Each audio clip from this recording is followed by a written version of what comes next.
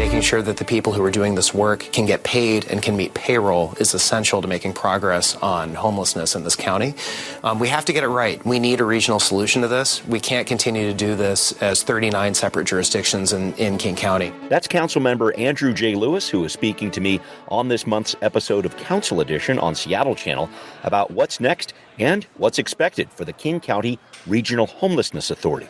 Some changes ahead for that agency and some questions ahead in the city's fall budget process, especially for some union workers pushing for cost of living pay increases. Plus, is it time to get another COVID vaccination?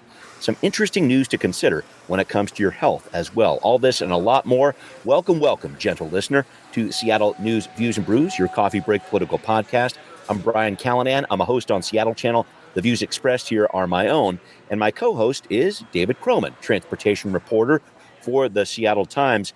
And David, I saw your recent post about your Junior Mariners Club membership, and way to keep that 27-year-old membership card. That's pretty awesome there. But there was apparently a McDonald's tie-in with that membership, so do you still use that to get free fries, or what's the deal with that? Yeah, I actually have very few memories about exactly how that worked, but my mom was going through some old boxes and found it, and so I thought it was funny, just, showing off my Kingdom bona fides. I love it, man. That was pretty sweet. An awesome picture of you, too. That's some good stuff. Well, David, thank you, as always, for joining me. Thanks also to our background noise sponsor, City Grind Espresso, on the first floor of City Hall. Thanks also to our show patrons. This week's shout-out is to our patron, Emily, longtime supporter of the show. Thank you, Emily. But to all you people listening out there but not supporting the show, be like Emily and join us. For just a $5 a month pledge, we will send you your very own Seattle News Views and Brews sticker and even feature photos of your decal in action. That's right, sticker shots on the video version of the podcast, which airs on Converge Media Wednesday nights at 7 o'clock. Thank you very much, Converge. All right, we're going to get rolling here with Right Here, Right Now. So the City Council is off for the next couple weeks on their summer break. They'll be back right after Labor Day. But I wanted to touch on a major issue staring them right in the face when they return. What's next for the King County Regional Homelessness Authority? Now, this issue was discussed in the Council's Committee on Homelessness right before their summer break. So first things first, this group is looking for a new CEO after the abrupt departure of Mark Dones earlier this year. But even more troubling for me in looking at this, David, was this report the KCRHA gave to the City Council, and it shows there are 18 programs the authority now runs that have been supported since September of 2020 with year after year of one-time funding. The KCRHA says that funding could very possibly not be there in 2024 to the tune of $25 million. And I know these kinds of reports are very common, getting close to budget time as different agencies push local governments into action. But this is the big question for me here, David. What does the city of Seattle, as the biggest funder of the 39 cities who are part of the KCRHA, what does the city do about this RHA budget gap when the city is dealing with a major budget gap of its own? Yeah, I mean, I think this particular problem is one that Seattle is kind of dealing with, across its whole budget. This, where there's all these sort of one-time yearly funded programs that don't necessarily have, you get a better than expected budget forecast one year and you want to spend that money, and so you spend it on a one-year program or something like that. But the problem is when the budget doesn't look as good, then you haven't sort of set aside a specific revenue for those programs. And I think Seattle's kind of dealing with this across the board. We've talked about the Jumpstart tax a lot, which seems to be the kind of only currently right now is the most popular revenue source because it's stable and maybe has some flexibility and some options to expand it. So that seems to be on the table. There was talk about the different various, quote, progressive revenues, that some more realistic than others. But, I think for the Regional Homelessness Authority, generally, this isn't where they want to be. The whole kind of purpose of this is centralizing efforts and sort of creating one pot of money that addresses the regional homelessness issues. Mark Dones proposed a pretty massive number that Dones thought was what was necessary. There was some pushback against that, but it's possible that was kind of the realistic goal of what it would take to kind of put all of these different programs on stable footing long term. Right. Yeah, he was talking about a number in the billions, which is just not where this is pragmatically, at least from the city council's perspective. And I thought it was interesting, David, in talking with Councilmember Lewis about this. You talked to me on Council Edition on Seattle Channel. Please do check it out. Really good discussion there about a lot of different things on that show this month. And Councilmember Lewis noted some things that could get streamlined in the RHA, reducing the amount of committees at work to try to make sure things were a little bit more set up in terms of paying contractors and some of the other issues they've run into.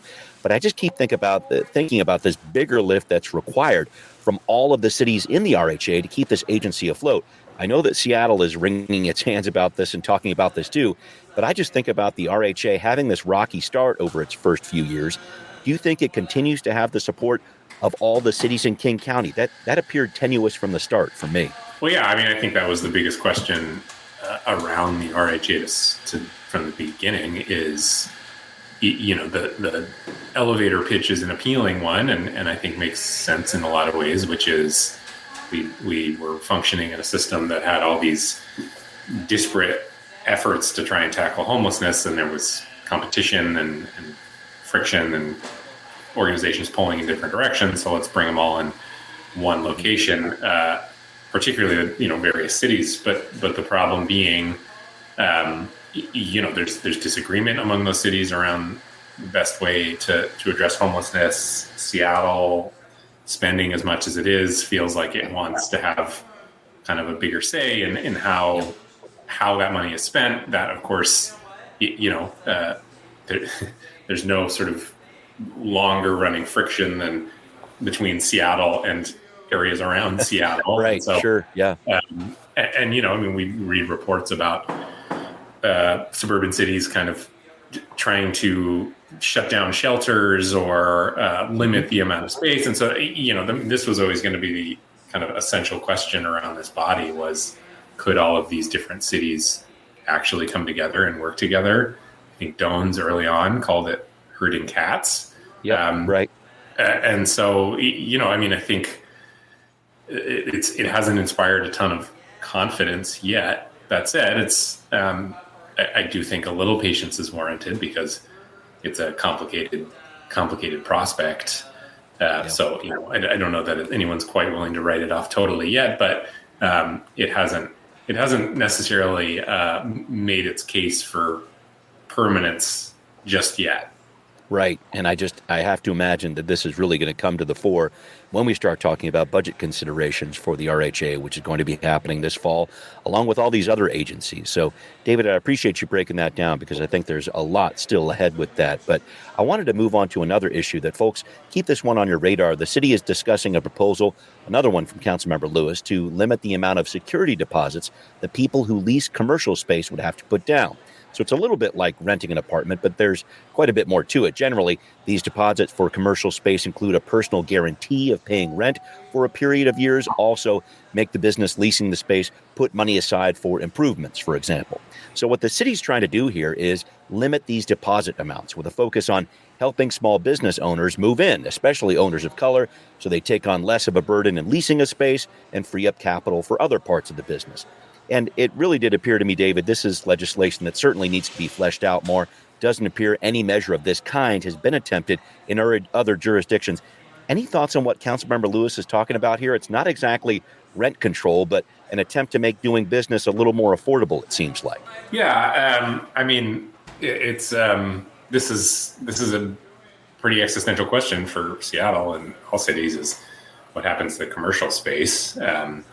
We've seen a little bit of spaghetti thrown at the wall in a few different ways. I mean, people like to talk about converting commercial space to housing, which of course is complicated. And so, I see this as the city council kind of casting around for some kind of creative way to make it more appealing to rent commercial space at a time when I think the future of commercial space is really uncertain. Yeah.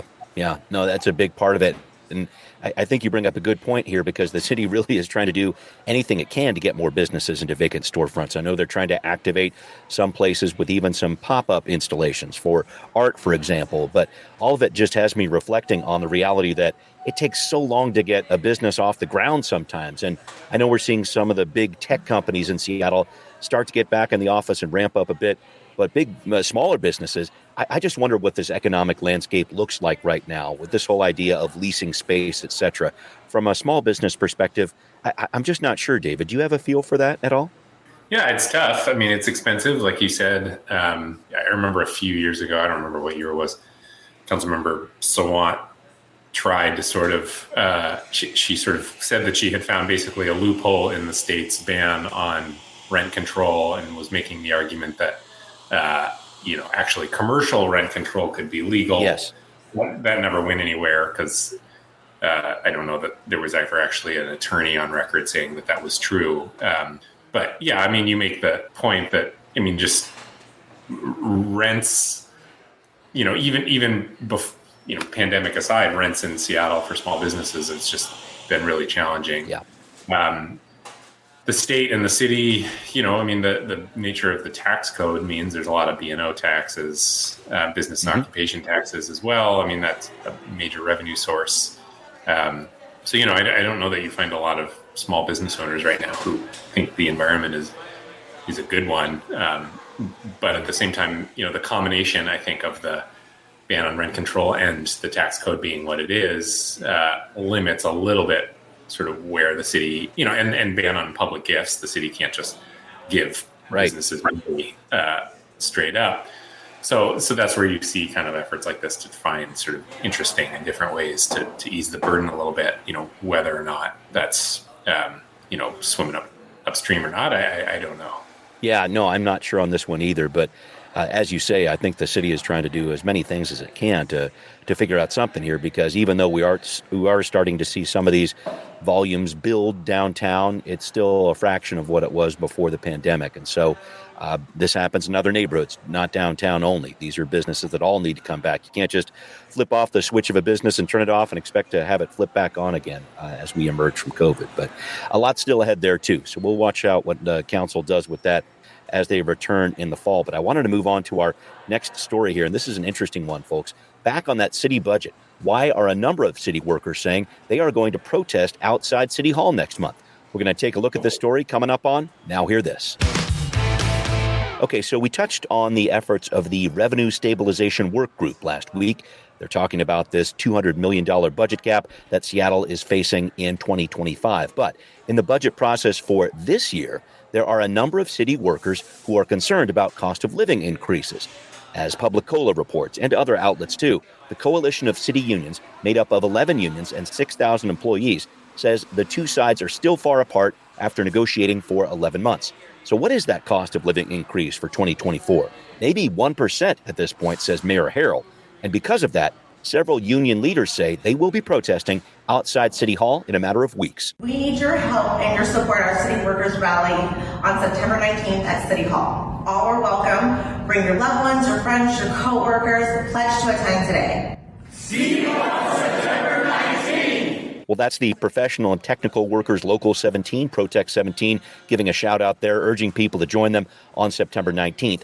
And when you look at this possibility of a 1% raise, up against a roughly 6.5% increase in the cost of living in Seattle in 2023, that doesn't sound like an easy gap to make up. And David, I wanted to ask you about this because I know you've reported on labor issues before. You've been a shop steward too. How do you look at these negotiations?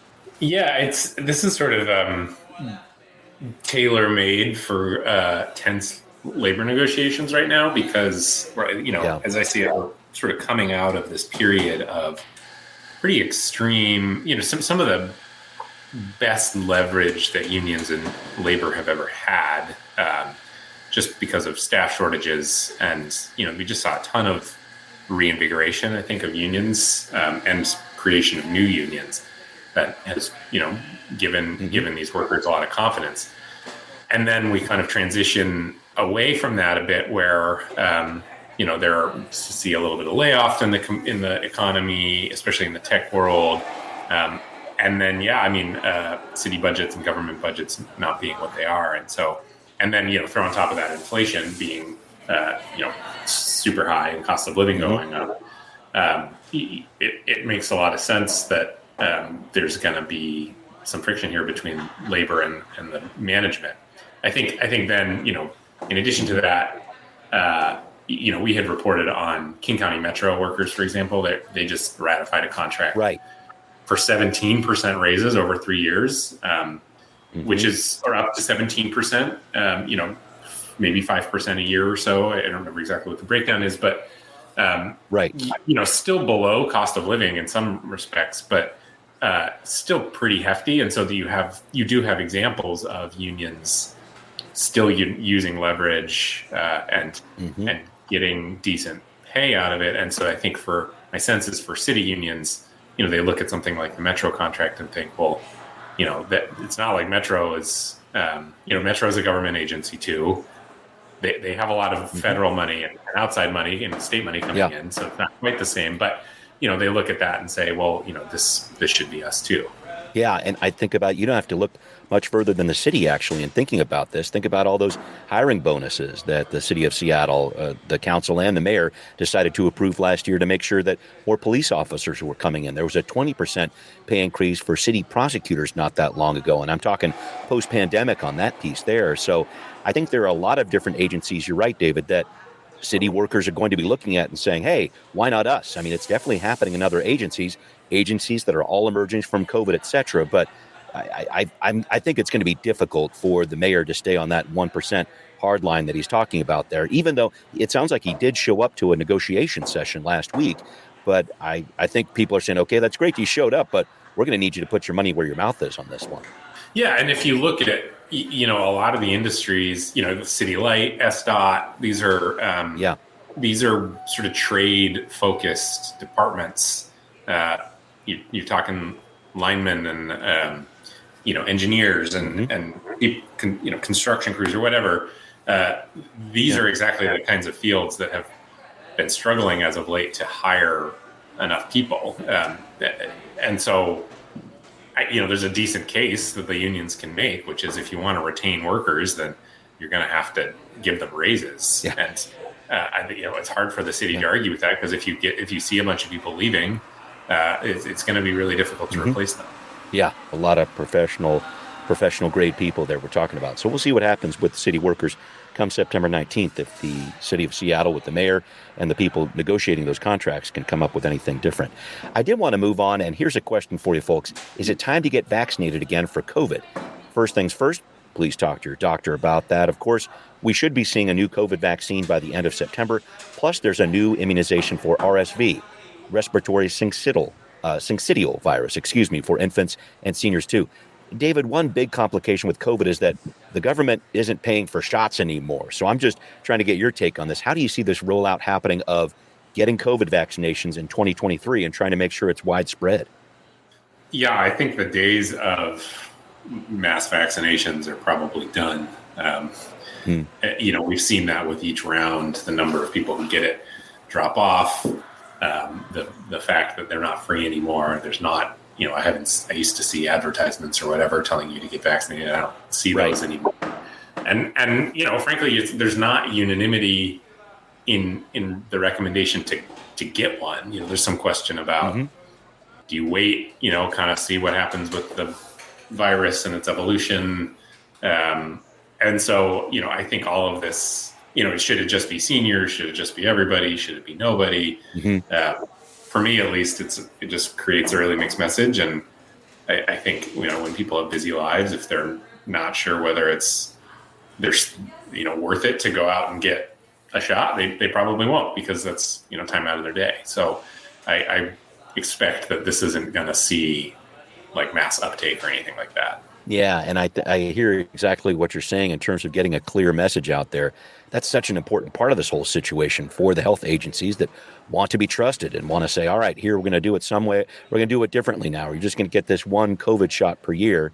And I guess we'll see. We'll see what sort of recommendations the CDC comes with, because I think you're right. The timing of actually when you get these shots, do you wait for that new variant to come out and try on that vaccine? I'm not quite sure how that goes. I brought that up because I think it's going to be an interesting part of the fall here and a decision that everybody's going to have to make. So, all right, we're going to work on something else coming up here. We've got this need for new ferries with an aging fleet of boats. We've been talking about that on the show. So why isn't the state of Washington building them? David's got the story next on Transportation Talk. David, you recently did a deep dive in the Seattle Times on what's happening with our ferry system, or probably more accurately, what's not happening as our state tries to replace an aging fleet of boats here. What's going on? What did you find out? Yeah, I mean, this was interesting to me because it just seemed like, in some ways, it's sort of a simple question. I mean, we hear every week, it seems like, mechanical issues and then state ferries saying, we need new boats or whatever. But the reality was we weren't building new boats. And the money, in theory, was there. The state had budgeted money to build new boats. And, it just sort of left me with a simple question of why not. The answer to that is a little more complicated than the question, which shows why I wrote 2,600 words about it or whatever. But right. I think really it goes back to these negotiations with between the state and its sort of main shipbuilder, Vigor. They broke down a year or so ago, and there really wasn't much coverage about that. I mean, it got some mention, and Kitsap Sun, and I don't know that the Seattle Times ever mentioned that the negotiations had broken down.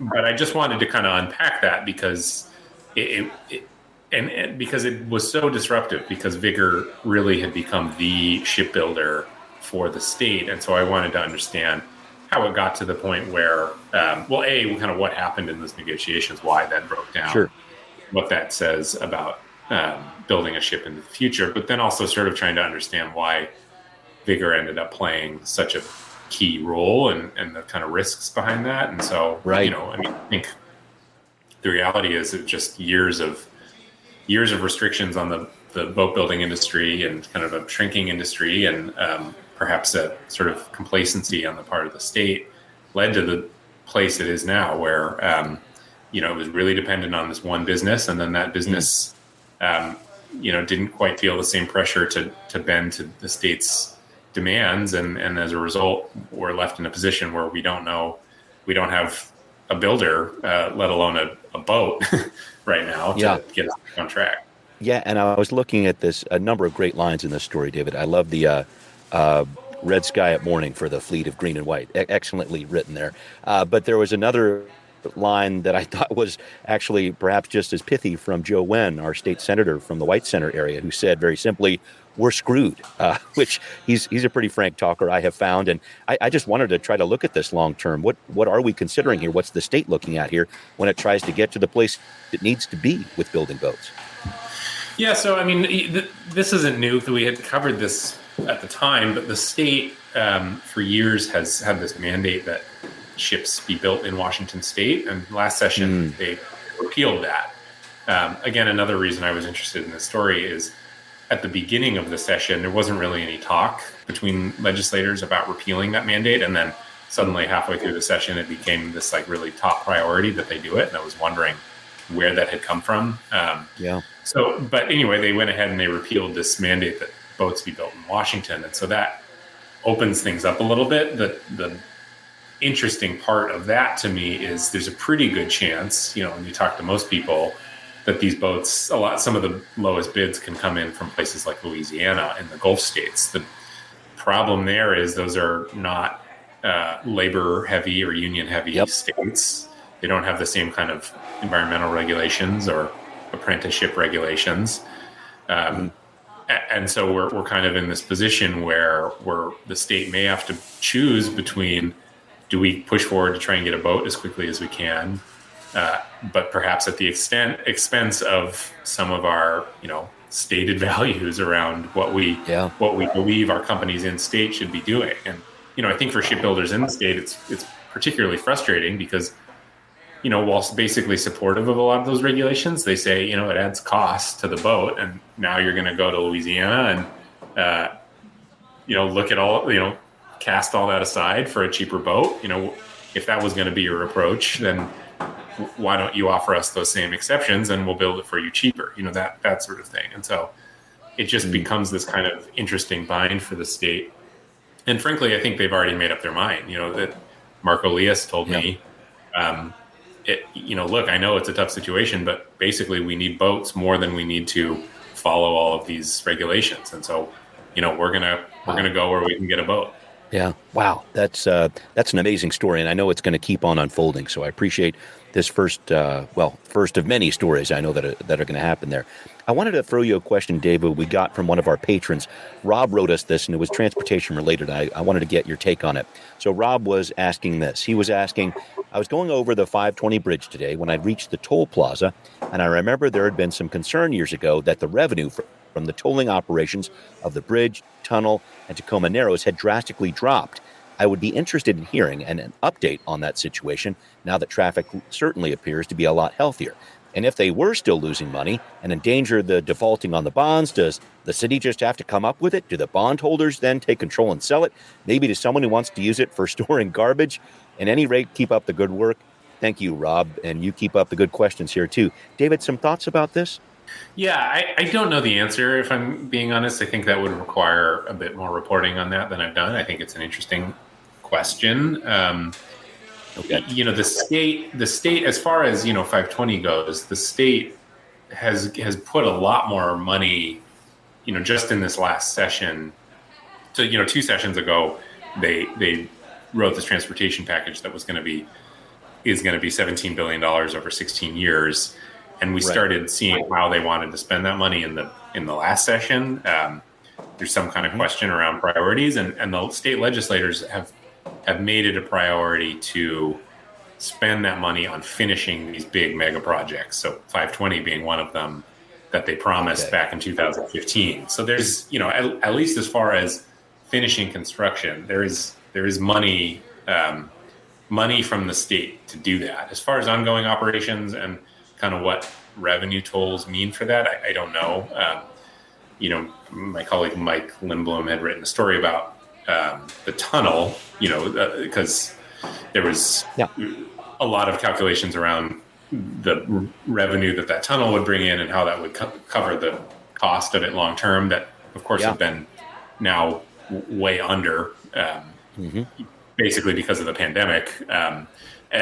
And so far, we've seen the legislature cover that cost. So, I don't know what this would mean long term for 520 necessarily. I don't think it spells, pausing construction halfway through because the money's going to be there.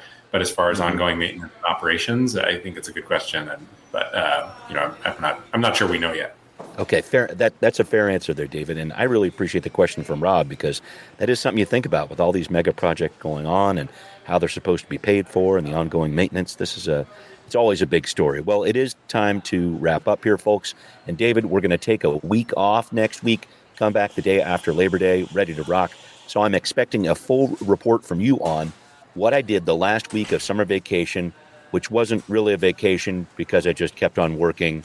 How's that sound? Just kind of as a working title, just spitball on that. Yeah, it's great. I can tell you already what it's going to be, which is working and hanging with the baby. You got it.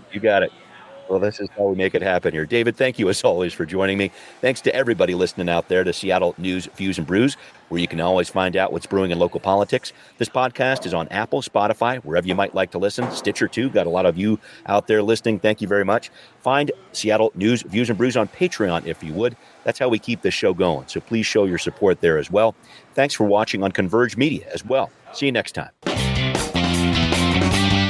Seattle News, Views, and Brews is an independent production of Callanan Media Services. Copyright 2023.